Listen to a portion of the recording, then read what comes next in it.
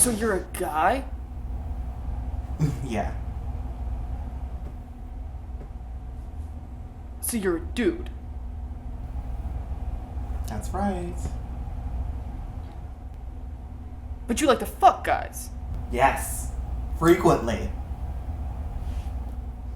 So you got a dick? Yes. I do. And balls? They usually come with those, don't they? You sure?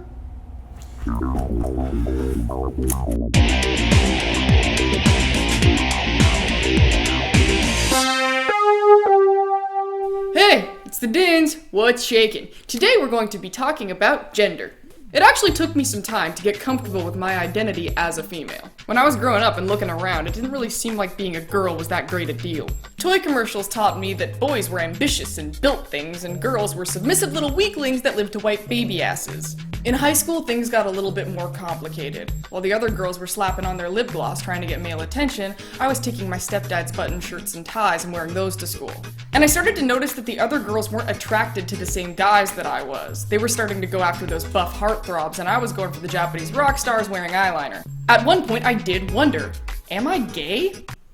No, I just like guys that are pretty. It wasn't until I got to my 20s that I realized I love being a woman. And just because I'm assertive or ambitious or have a deep voice or like pretty boys, that doesn't make me less of a woman. Our culture relies on these ridiculous boxes of categorization. Man, woman, gay, straight, bi. But in reality, these concepts exist on a spectrum. I don't fit in the box. Miles, what do? I don't fit in the box. There is no box. It's really hard for a lot of people to get used to these concepts, but they're gonna have to because that's the way that the world is heading. A great thing about the younger generation in this information age that we live in is everyone is asking, why? Why should I go to college if my graduate friends are all working shitty hourly jobs? Why shouldn't I dye my hair pink when all the richest people that I know work at home in front of the computer in their underwear? And why the fuck should I conform to gender stereotypes when 50 years ago, a woman's place was in the kitchen? Hey! No.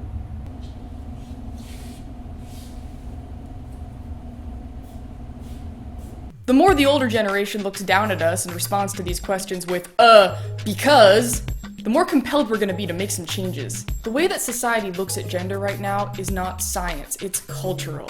In ancient Greece, the men were sexualized, and in a lot of Native American cultures, the women were the brains. If you put pressure on someone to fit into a gender box, all you're doing is asking them to waste their time and energy. And you're throwing them off the radar of the person they're supposed to be fucking. And the moral of the story is, present yourself in a way that's right for you, and you will be targeting the proper lust market. I wasted a lot of time believing that I couldn't be myself if I wanted to get laid. There are plenty of straight pretty boys out there that aren't interested in the giggle box in the miniskirt. I know, because I fucked those guys. Don't waste time trying to pretend to be something that you're not. You're doing a terrible disservice to yourself and the person who wants to be with you.